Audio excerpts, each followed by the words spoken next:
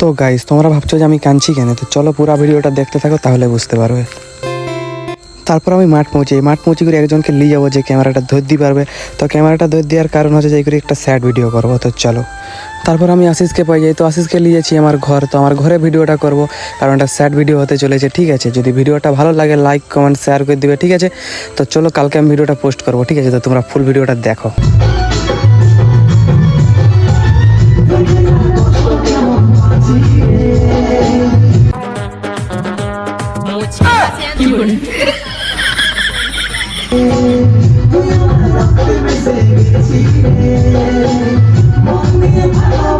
ঠিক আছে, পাশে দিন।